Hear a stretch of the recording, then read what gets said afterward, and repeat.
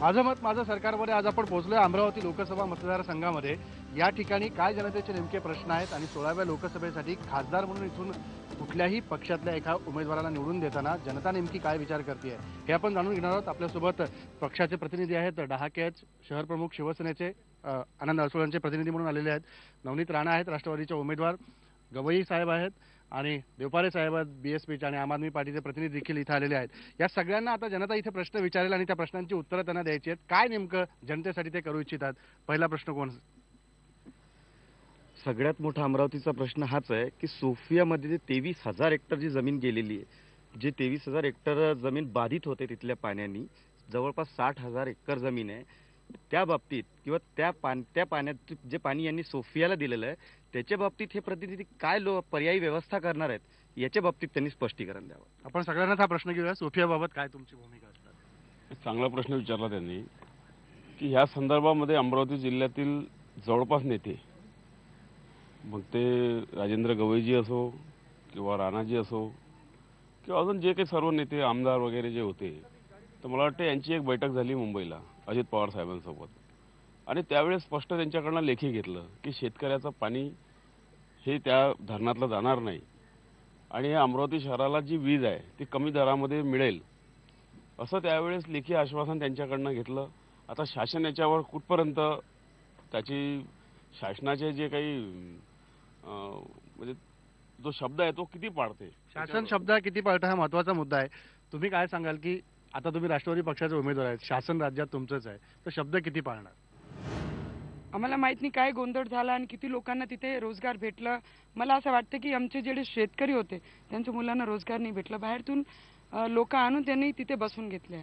त्याच्यावर जे खासदारला करायचं होतं त्यांनी काय हे प्रश्न उचलला नाही, तेव्हा त्यांना उचलायला पाहिजे होतं। आणि ते पूर्ण 5 जे आमचे 6 आमदार आहेत त्याच्यापैकी एक त्यांची सीट आहे, ते मोठे आहे पदावरून सगळे ह्याच्यामध्ये तुम्ही पाहिलं सभी चीज़ों से वो हमारे से सबसे बड़े हैं, तो उन्होंने क्यों प्रश्न नहीं उठाया? अगर वो प्रश्न उठाते थे तो वो आगे उसकी फीडबैक उनको उसी तरीके से खासदारांनी हा मुद्दा उचलून धरायला पाहिजे होता असं तुम्ही म्हणताय। आता काही दिवस अगोदर काही जवळपास 13 ते 14 तिथे जे स्थानिक रोजगार जे ज्यांना मिळालेला आहे त्यांना काढून टाकलं होतं। त्यावेळेस सन्माननीय खासदार आणि शिवसेनेचे सर्व पदाधिकारी जे आजपर्यंत ह्या शहरातल्या कोणत्याही नेत्यानं केलं नाही, ते तिथं जाऊन मोठ्या प्रमाणामध्ये तिथे उग्र आंदोलन करून त्या लोकांना आम्ही पुन्हा कामावर लावलं आणि स्थानिक लोकांना रोजगार मिळाला पाहिजे हेच धोरण शिवसेनेचं व सन्माननीय खासदारांचं राहिलं। आणि त्यांच्या कामाच्याबद्दल मी तर म्हणतो काही लोकांना बोलूच नाही, त्यांची हाईट आणि आपण बोलत असताना आपण काय बोलतो याचं भान आपण ठेवायला पाहिजे। त्यांनी मला असं लिहून सांगितलं की इथलं पाणी इथलं म्हणजे आणि सरकारकडून मी विचारण्यात करण्यात आली, शेतकऱ्यांचं पाणी त्यांना देण्यात आलेलं नाही। जर असं कोणी कागदावरती जर लिहून दिलं, मी सरकारमध्ये नाही आहे, कागदावरती लिहून दिलं की इतकं पाणी त्या इंडिया बुलच्या प्रोजेक्टला दिलं, तुम्ही आमदार नसताना सुद्धा रस्त्यावरती येण्याची हिंमत ठेवतो, परंतु कोणी असं लिहून द्यावं की इतकं पाणी गेलेलं आहे। देवपारे साहेब तुम्ही अमरावतीचे जे प्रतिनिधी आहे त्या प्रतिनिधीला आणि आतापर्यंत जे MP होऊन आमच्या इथे गेले, खासदार होऊन गेले किंवा आमदार झाले असतील, त्यांना विकास समजला का हाच प्रश्न माझ्यासमोर आहे। विकास म्हणजे काय आणि विकासाची परिभाषा काय? जेव्हा इंडिया बुलबद्दल आपण बोललात, फार चांगला प्रश्न आपण उचलला। इंडिया बुल प्रोजेक्ट खरं तर अमरावतीला लागून 12 किलोमीटर यायलाच पाहिजे होता, त्यामुळे त्या 30 किलोमीटरचा जो रेडियस आहे ती पूर्ण जमीन पिकाखाली म्हणजे त्यामध्ये पीक होणार नाही। दुसरं अपर्वदा धरणाचं जे पाणी होतं, जे पाणी अमरावती जिल्ह्यामधल्या त्या जमिनीला भेटायला पाहिजे होतं ते पळवलं गेलं। अमरावतीला सुद्धा पाण्याची उद्या फार भविष्यामध्ये प्रॉब्लेम राहणार आहे आणि हे कशा करता झालं? निव्वळ आर्थिक व्यवहार झाला, ज्यांनी मोर्चे काढले, विरोध दाखवले, निव्वळ पैशाचं भांडवल या लोकांनी केलेलं आहे। यांना अमरावतीच्या विषयाचं काही देणं घेणं नाही, यांना विकास समजला नाही। आतापर्यंत ज्या पक्षांनी तिथे सत्ता भोगली अमरावतीच्या वर्षावर त्यांना विकास हा अजूनही किती प्रश्न आहे। मेळघाट सारखा ज्वलंत प्रश्न आहे। आजही मेळघाट मधला जो आदिवासी आहे तो कुठल्या तऱ्हेचं जीवन जगतो आहे या प्रतिनिधीला त्याचं काही देणं घेणं नाही, काहीच देणं घेणं नाही असं तुम्ही स्पष्टपणे आरोप करता। मी येतो मी परत इंडिया बुलचा मुद्दा तर अजून पुढे गाजदार आहे। रोजगाराच्या बाबतीत मी त्यांना अट टाकलेली आहे की इथे जो काय रोजगार उपलब्ध होईल तो रोजगार केवळ अमरावतीच्या मातीतल्या लोकांना देण्यात यावं। आणि त्यांनी अशा प्रकारचं पत्र मला दिलंय की PAP, त्या PAPचा शब्द मी नंतर त्यांना विचारला, प्रोजेक्ट अफेक्टेड पर्सन्स, जे प्रोजेक्ट अफेक्टेड पर्सन्स इथे आहेत, ज्यांच्या शेती गेलेल्या आहेत, त्यांना पहिले नोकऱ्या देण्यात येतील आणि त्याच्यानंतर त्याच्यानंतर अमरावतीकरांच्याच लोकांना देता येतील. सोमेश्वर पुसदकरांनी जर सांगितलं, त्याचं जर झालं तर मी आपल्या भावनेचा आदर करतो. आम्ही कुठे अपयशी ठरलो असेल तर आम्ही मान्य करतो. पण जर का त्यांनी या मातीतल्या लोकांच्या व्यतिरिक्त दुसऱ्या लोकांना नोकरी दिली तर आम्ही लेखी दिला 370 लोकांना नोकरी देऊ म्हणून. त्यांचं लेखी आहे माहितीच्या अधिकाऱ्याला फक्त 370 लोकांना नोकरी देऊ आणि त्याच्यामुळे 60,000 हेक्टर सिंचन बाधित झालं आहे. म्हणजे 2,70,000 लोक बाधित झालेलं आहे. आणि ज्या ठिकाणी पॉवर प्रोजेक्ट आहे, कोराडी, पारद, चंद्रपूर, या ठिकाणी कुठलाही दुसरा उद्योग येत नाही. आमचं पुऱ्या जिल्ह्याचं स्मशान केलं आहे. 10,000 आत्महत्येने आता 20,000 आत्महत्या होणार आहे. पंतप्रधान मनमोहन सिंग यांनी 1 जुलै 2006ला आम्हाला 2177 कोटी दिले. आत्महत्याग्रस्त शेतकऱ्यांसाठी धरण तयार केलं आणि त्या धरणाचं पाणी या भांडवलदारांना विकलं. मुर्द्याच्या टाळूवरचं लोणी सगळं या असं राजकारण इथं सुरू झालेलं आहे. माझा प्रश्न असा आहे की जेव्हा एमपीचे उमेदवार जे असतात दावेदार, ते म्हणतात की आम्ही भरपूर वादे करतात ते जनतेला की आम्ही हे करू ते करू, आणि जेव्हा जनता त्यांना निवडून देते, जेव्हा ते खासदार होतात, त्यावेळेस त्यांच्याकडे तोच प्रश्न जर ते घेऊन गेली जनता, तर म्हणतात हे आमच्या अंडर येत नाही, आमच्या अधिकार नाही आमच्या जवळचा. मग याचं गुपित काय हे आम्हाला एवढं सांगा. अगदी खरा प्रश्न आहे की जनता जेव्हा निवडून देते त्यावेळेला कुठलाही माणूस म्हणतो की आमच्यात येत नाही, त्या अधिकाऱ्याला भेटा. नेमकं भेटायचं कोणाला? तुमच्यापासून सुरुवात करतो आणि खासदार ते. प्रश्न काय होता म्हटलं? त्यांचा प्रश्न असा आहे, निवडून दिलं तुम्हाला आणि नंतर मतं मागायला तुम्ही जाता, निवडून गेल्यानंतर मात्र त्यांचे प्रश्न सोडवत नाही. नाही, शिवसेना हे रस्त्यावर उतरून काम करणारा पक्ष आहे. कोणाच्याही अडीअडचणी त्या मग छोट्यातल्या छोट्या जरी असल्या तर आम्ही काही VIP नेते नाही आहे किंवा 4 व्हीलरमध्ये जन्माला आलेलो आम्ही लोक नाही आहे. ते मग आमचे खासदार अडसूळ असो की ह्या जिल्ह्यानं आतापर्यंत दिलेले शिवसेनेचे सर्व आमदार असो किंवा इथले झालेले पदाधिकारी किंवा असलेले पदाधिकारी, तर आम्ही ह्या प्रश्नाची जाण आमच्या लोकांना आहे. ही काँग्रेस राष्ट्रवादीची संस्कृती आहे असं तुम्ही दावा करताय. ताई तुमच्यावरच आरोप करताय. नेहमी जेव्हा आम्ही प्रश्न शेतकऱ्यांचा उचलतो तर आम्ही बाहेर निघाले होते. बाहेर निघून आम्ही प्रश्न उचलतो, रोडवर उचलतो. ह्यांना हे विचारा, जेव्हा गॅस सिलेंडरचे भाव वाढले होते, कुठे होते खासदार साहेब? अनेक आंदोलन ते कुठे नाही, त्यांचे जे आमचे स्थानिक कार्यकर्ते आहेत सेनाचे, ते बाहेर निघतात, पण त्यांना वेळ नाही. ते AC मध्ये राहतात, त्याच्यासाठी त्यांना आदत नाहीये. मुंबईमध्ये टेक ऑफ होते आणि दिल्लीमध्ये लँडिंग होते त्यांच्या नेहमी. आपला हा मी कोणा एकाला प्रश्न विचारत नाही. आपण सर्व आमदार खासदार बनणारे आहेत, बनलेले आहेत. आपला राज्य महाराष्ट्र राज्य आहे, मराठी भाषिक आहे. अमरावती प्रॉपर शहरात आजपर्यंत BJP काँग्रेस सर्व सत्ता होती आणि 11 मराठी शाळा बंद झाल्या. आता नाही का झाल्या, नाही झाल्या, सर्वांच्या संमतीनं झाल्या. आता याच्यातला कोण असा माणूस आहे की जो ती शाळा पुन्हा चालू करणार आहे? सगळ्यांना पटकन मला शेवटचा प्रश्न. महाराष्ट्रामधल्या आणि अमरावती मधल्या ज्या शाळा बंद झाल्या, टोटल महाराष्ट्रामधल्या 169 शाळा गव्हर्नमेंटनी बंद केल्या. यामध्ये शासनाचं दुपटी धोरण असं आहे की प्रायव्हेट शाळा चालू करायच्या आहे आणि इथले जे आमदार खासदार जे लोक आहे यांना यांची दुकानदारी चालू करून इथल्या पब्लिकवर अन्याय करायचा आहे.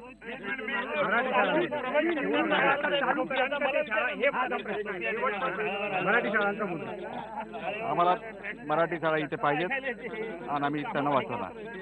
मराठी शाळांबद्दल जसं आम्ही आमचे सत्तेवर आलो त्याच्यानंतर 2 महिन्याआधी ते 8.5 शाळा जे त्यांची बंद झाली आहे, मी गवाही देते की मी चालू करून देणार आहे. थोडी शक्ती आमच्या मध्ये आहे, नेहमी करून दाखवणार आहे. काय आहे साहेब, चर्चामध्ये विनाकारण काय सगळ्यात बेसिक विषय असा आहे की आज ज्या प्रॅक्टिकली मराठी शाळा सुरू आहे तिथच्या शिक्षकांवर ही पाळी आहे की मी ड्रेस देतो, पैसे देतो असे आम्हीच दाखवून पटसंख्या भरण्याचा वर स्टेज आलेली आहे शिक्षकांना स्वतःच्या नोकऱ्या वाचवण्यासाठी. आज एक ऑटो रिक्षा चालवणारा, सायकल रिक्षा चालवणाऱ्या व्यक्तीची सुद्धा मानसिकता नाही की मराठी शाळामध्ये आपला मुलगा शिकला पाहिजे. रोजगार कोण देणार हा सगळ्यात महत्वाचा मुद्दा आहे. मुळात आपला संपलेला आहे. ज्या पद्धतीने आपण बघतोय की अमरावती लोकसभा मतदारसंघामध्ये प्रश्न फक्त इंडिया बुलच्या भोवतालीच फिरताना दिसतोय.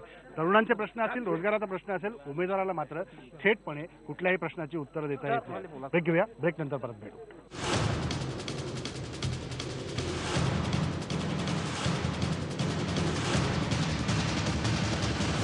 अमरावती लोकसभा मतदारसंघामध्ये होलसेल गारमेंट व्यापाऱ्यांचा फार मोठा प्रश्न आहे.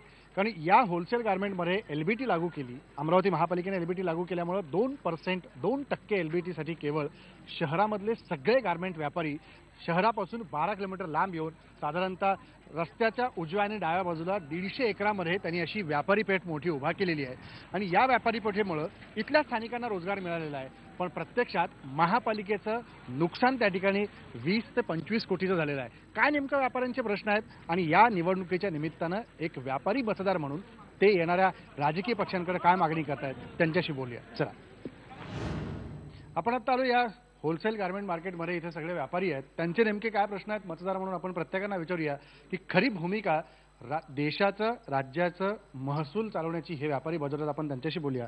मला सांगा की काय नेमके एक मतदार म्हणून तुमची भूमिका आहे? गाव सोडून तुम्ही 12 किलोमीटरवरती हे मोठं मार्केट उभं केलं. जो गवर्नमेंट ने पहले ऑक्ट्रायर लगाया था उसके लिए गवर्नमेंट का कमिटमेंट था कि वैट लगाने के बाद ऑक्ट्रायर रिमूव करेंगे. गवर्नमेंट ने वो रिमूव नहीं किया, उसका एक बर्डन हमारे ऊपर चलता रहा. हम यहाँ बाहर आए हैं तो इसके लिए हमको ऑक्ट्रायर एलबीडी से छूट मिली है. हम इससे बाजार को कॉम्पिटिटिव मार्केट बना पाए हैं, माल सस्ता दे पा रहे हैं. अगर हम शहर में रहते तो ये सब टैक्सेस हमारे ऊपर लागू रहते. गवर्नमेंट ने अपना वादा नहीं निभाया है. स्टेट गवर्नमेंट ने जो उन्होंने वैट लागू करते वक्त बोला था कि भाई हम लोग बाकी के सब टैक्सेस रिमूव करेंगे, उस वायदे से गवर्नमेंट मुकर गई है. आपण बघितलं की केवळ ग्राहकांना फायदा मिळावा म्हणून हे सगळे व्यापारी इथे येऊन एलबीटी पासून दूर थांबून हा व्यवसाय करतायत. एक मतदार म्हणून तुम्ही आता काय विचार करताय? निवडणुका येतात, दर 5 वर्षांनी लोक तुमच्याकडे भेटायला येतात. मतदार म्हणून तुम्ही काय विचार करता? बिजनेस करने में हमें बहुत तकलीफ है. हमारे आजू बाजू में जो एमपी मध्य प्रदेश में इंदौर में नाका एलबीटी कुछ नहीं है. इधर बाजू में छिंदवाड़ा गोंदिया साइड से या पांडुर्ना बैतूल, हमारा बिजनेस पूरा अमरावती का महाराष्ट्र खत्म हो गया. हमने सोचा क्या करें, इसके लिए हमें सोचना पड़ा भाई चलो गिराकों को सस्ता देने के लिए क्या करेंगे. हम तो नहीं दे सकते, हमको कमाना 1% है. गिराक के फायदे के लिए जो गवर्नमेंट को देना है 3% एलबीटी, वो गिराकों को फायदा मिलेगा. चलो नाके के बाहर चले जाएंगे. इसके लिए हमने ये सोचा, बहुत बड़े बैठ के आपस में विचार किया, भाई गिराकों का करोड़ों का फायदा होगा. एमपी से टक्कर हो रही, इंदौर से खास करके. इंदौर बहुत टक्कर दे रहा था, आज इंदौर हमारे सामने कंपटीशन बैठा हुआ है. हम उनसे लड़ सकते हैं. सरकार सोच नहीं पाई. हम कई बार मुख्यमंत्री उप मुख्यमंत्री को लेटर दे चुके, हमें कुछ करवाइए, व्यापारी पूरा खत्म हो रहा है, व्यापार खत्म हो रहा है. हमारे को टैक्स सब चीज़ लागू है, लाइट बिल है, सब चीज़ें पगारें हैं. हमारी दुकान चलाना बहुत मुश्किल था, गिरेक नहीं आ रहे थे. अभी गिरेक आना चालू हो गए, हमारा मार्केट डेवलप हो रहा है, अमरावती का नाम हो रहा है. नहीं तो अमरावती का नाम भी खत्म हो रहा था. मार्केटमध्ये अमरावतीचं नावच पूर्णपणे बाजूला पडत चाललं होतं असं आता या व्यापाऱ्यांना वाटतंय. मात्र शहरापासून दूर आल्यामुळे किमान व्यवसायामध्ये त्यांना फायदा थोडाफार दिसतोय. मला सांगा की एक व्यापारी मतदार म्हणून तुम्ही आता काय भूमिका बजावणार आहात या निवडणुकीमध्ये? गारमेंट्स जो है ये गरीबों के रोजमर्रा वाली चीज़ है, डेली यूज़ का आइटम है. ये सभी को लगना ही लगना है और सबसे ज़्यादा ये गरीबों को ही यूज़ में आता है क्योंकि पॉपुलेशन गरीब ज़्यादा है. और जो मॉल जो प्रीमियम लोग हैं, जो रईस लोग हैं, वो लोग तो मॉल से इधर से परचेस करते हैं. हम लोग जो माल बेचते हैं टोटल गरीबों के लिए बेचते हैं. यानी इसका 100% जो टैक्स दिया जाता है वो गवर्नमेंट जो मिलता था वो 100% गरीबों को नुकसान करता था. अभी गवर्नमेंट को समझना चाहिए कि ये जो मीडियम सेगमेंट है या लोअर सेगमेंट है, इस पे कुछ तो भी एलबीटी का छूट देना चाहिए, दूसरे टैक्सेस छूट देना चाहिए. और उन्होंने पण एक मला सांगा की आता गव्हर्नमेंट वेगवेगळे सगळे प्लॅन्स प्रोजेक्ट्स बनवतं, योजना बनवतं आणि त्याच्यामधून व्यापाऱ्यांसाठी खरंच काही सवलती देतं गव्हर्नमेंट की दाखवतं फक्त कागदावर दिले म्हणून? अभी वो तो दिखाने के लिए रहता है. अभी क्या है, वो एक हाथ से देते हैं, दूसरे पॉकेट से निकाल लेते हैं. इस तरह का गवर्नमेंट का पॉलिसी रहता है. अभी आने वाले गवर्नमेंट को आप क्या बताएंगे? गवर्नमेंट को ये बोलेंगे आप इंस्पेक्टर राज खत्म कीजिए. जो आपको व्यापारी जितना हेल्दी रहेगा, जितना बिजनेस अच्छा करेगा, उतना ज़्यादा टैक्स पे करेगा, उतने ज़्यादा रोजगार देगा. अभी हम लोग ने इधर मार्केट बना है, इसमें कम से कम आसपास के जो छोटे छोटे गांव के लोग हैं, जो गरीब लोग हैं, जो बेरोजगार रहते थे, अभी हम लोग बाजू के कॉलेज में जाते हैं, वहाँ हम लोग एक कॉन्फ्रेंस देते हैं कि 12वीं में पास होके या फिर जो बीकॉम बीए करके जो पास होता है वो आइए हमारा जॉब कीजिए. जॉब करके आप अर्निंग करेंगे, पार्ट टाइम जॉब कीजिए, 3 घंटा काम कीजिए, 3 घंटा कमा के वापस पढ़िए. तो एक नया तरीके का एक कॉन्सेप्ट चालू हुआ है ये जो मार्केट आने से. और ये इस तरह थैंक्स टू गवर्नमेंट कि उन्होंने हमको उधर अमरावती में परेशान किया, तो हमने यहाँ पर आके ये चीज और गरीबों को रोजगार दिया. हमारा हे बोलणं आहे. गव्हर्नमेंट को ये जरूरी आहे की आप इन्स्पेक्टर राज खत्म करें. इन्स्पेक्टर राज पूर्णपणे थांबवा असं ते म्हणतात. पण खऱ्या अर्थाने सरकारलाच ते धन्यवाद देऊ इच्छित आहेत, कारण सरकारच्या या जाचक अटीमुळं शहर सोडून त्यांना बाहेर यावं लागलं आणि बाहेर आल्यामुळं या ठिकाणच्या स्थानिकांना रोजगार उपलब्ध करून त्यांना देता आला. पण रोजगार उपलब्धीची खरी संधी ही सरकारनं करून द्यायची आहे. त्यामुळे मतदार यावेळेला काय विचार करतायत हे मतं मागायला येणाऱ्यांनी लक्षात ठेवायला हवं. ब्रेक घेऊया, ब्रेक नंतर परत भेटू.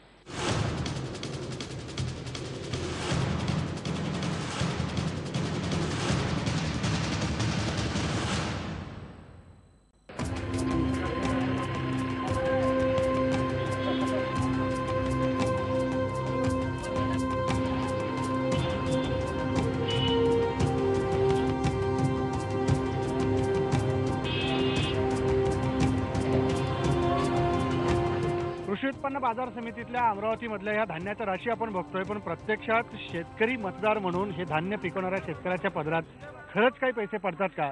केंद्र सरकारनं अन्न सुरक्षा योजना लागू केली, त्याचे किती फायदे मिळत आहेत आणि गारपीट झाल्यानंतर या शेतीतला फटका सहन करावा लागलेल्या शेतकऱ्याला त्या हरभऱ्याची अवस्था ही साधारणतः अशी झालेली आहे. त्यामुळे शेतकऱ्याला पैसे पदरात किती पडणार, व्यापारी त्याकडनं किती रुपयात विकत घेणार आणि प्रत्यक्ष आपला दिवसभर घाम गाळून शेतात काम केलेल्या शेतकऱ्याच्या पदरात काय पडणार? शेतकरी मतदार म्हणून इथल्या या कृषी उत्पन्न बाजार समितीत जमलेल्या आपला माल विकण्यासाठी आलेल्या शेतकऱ्यांना नेमकं काय वाटतंय आपण विचारूया. दादा, मला सांगा की काय नेमकं तुमची म्हणणं आहे? माझं म्हणणं असं आहे का जे शासनाचं जे धोरण आहे, सगळ्यात पहिले शासनानं धोरण बदलायला पाहिजे. शासनाजवळ अन्न सुरक्षा सरकारजवळ 2 रुपये किलोचं अनाज घ्यायला पैसे आहे फुकट वाटासाठी, आणि शासनाला कास्तकाराचा माल खरेदी करायसाठी पैसे नाही आहे. जे आधारभूत किंमत देऊन राहिले शासन, समजा हरभऱ्याचा हमी भाव आहे तो नाही द्यायला तयार आहे, तुरीचा हमी भाव द्यायला तयार नाही आहे सरकार. फक्त एक दिवस बोलते सरकार आम्ही खरेदी करू. बंद्या कास्तकाराचा माल कोण्या घेतला का शासनानं दाखवा मध्ये माल घेतला का शासनाने, हाच खरा मुद्दा आहे. आपण विचारूया. गहू असेल, हरभरा असेल किंवा अजून कुठलं धान असेल, त्याला तुम्हाला खर्च किती होतो आणि इथं आणल्यानंतर पदरात किती पडतो? तर यावर्षी तर गारपीटीने काही सातत पदरात नाही पडलं नाही. 1200-1300 रुपये चना मागत आहे, 1200 रुपये गहू मागत आहे, म्हणजे फार घाट्यात आहे. असा व्यवसाय कोणता आहे? दादा, मला सांगा की एक कास्तकार म्हणून तुम्ही इथं सगळा हा माल विकताना बघताय, काय करायला पाहिजे सरकारनं? अन्न सुरक्षेच्या नावाखाली नाटक केलं ठीक आहे, पण प्रत्यक्षात कास्तकाराच्या पदरात काय पडलं पाहिजे? इथपर्यंत शेतकरी जेव्हा माल घेऊन येतात, हे रोया हरणापासून वाचून माल इथपर्यंत आणतात. म्हणजे एकीकडे अस्मानी संकट आणि दुसरीकडे सुलतानी संकट. गेल्या हंगामात जी आता आम्ही जो माल जमा करून आलो इथपर्यंत, हा माल काही असाच इथं जमा झाला नाही. गारपिटीनं पहिल्यांदा जोडलं. या गारपिटीत आम्ही लेकरं बाहेर उघड्या नागड्यावर ठेवून वावरात त्याची रखवाली करून, म्हणजे झाकझूक करून हा माल इथपर्यंत आणायचो. अन्न सुरक्षेच्या नावाखाली ही जी आहे ही शेतकऱ्याची क्रूर थट्टा आहे. आणि मुख्यमंत्री बसल्या ठिकाणाहून पत्र लिहितात, सांत्वनाचं पत्र असते ते, शेतकऱ्यांना आत्महत्या करू नका, ह्या पत्रानं भागणार आहे. ही धोरणं जोपर्यंत सरकार बदलणार नाही, या आम्ही धोरणाचे बळी आहोत. इथं असणारे ज्या शेतकऱ्यांच्या चेहऱ्यावरती राग दिसतो, हा राग फक्त धोरणावरती आहे. शेतकऱ्याची धोरणं, शेतकऱ्याचं धोरण म्हणजे सरकारचं मरण हेच आहे. आणि सातत्यानं सरकारनं निवडणुका येणार जाणार, निवडणुकीत सगळे लोक मग्न आहेत. शेतकऱ्याकडे सध्या तरी कोणी वाली नाही शेतकऱ्याचा. अशा दुर्धर अवस्थेचा इथून जाणारा शेतकरी जो आहे, हे यांचं वर्षभराचं आर्थिक बजेट आहे. हे इथून घरी म्हणजे आमच्या साईड सगळे लोक जे घरी जाणार आहोत आम्ही, आमच्यासोबत काहीतरी घरून आणणारा किराणाची लिस्ट आहे, पोलीसचं लग्न आहे, कोणाचा हुंडा देणं आहे, या सगळ्या याचं बजेट घेऊन आम्ही घरून इथपर्यंत आलो. आणि इथं जर असं कंबरला मोडला जात असेल, आम्हाला जी अपेक्षा घेऊन आलो 2800 रुपयांनी चना झाला पाहिजे, तो जर चना 1300 रुपयात जात असेल तर आम्ही म्हणजे कसं जगावं? आम्ही जगावं की मरावं हा आमच्या समोर प्रश्न आहे. जगावं की मरावं हा प्रश्न शेतकऱ्यांच्या समोर पडलेला आहे. याच शेतकऱ्यांच्या शेतात पिकलेलं धान आपल्या घरात घेऊन जायचं आणि त्याच्यावरती मजा मारायची, आणि प्रत्यक्ष या शेतकऱ्यांच्या पदरात मात्र काही पडताना दिसत नाही. या गावाची झालेली अवस्था आपण बघतोय. मात्र ह्या गव्हाच्याच मुद्द्यावरून, या अन्नावरून अन्न सुरक्षेचं राजकारण करणारं सरकार या गव्हापासून बनणाऱ्या पोळीवर बटर लावून आपली मजा मारतं. मात्र या पोळीची, या चपातीची, या भाकरीची किंमत या शेतकऱ्यांच्या पदरात, आणि या भाकरीची खरी गरज या शेतकऱ्यांना जी हवी आहे ती मात्र देण्यामध्ये सरकार कमी पडतं. हे राजकारण आता तरी करायचं थांबवा. या शेतकऱ्याला आधार तुमचेच आहे, आणि तो आधार जर तुम्ही नाही दिला तर ही शेती व्यवस्था उद्ध्वस्त व्हायला एक क्षणही लागणार नाही. इथंच थांबू. पहा फक्त IBN लोकमत.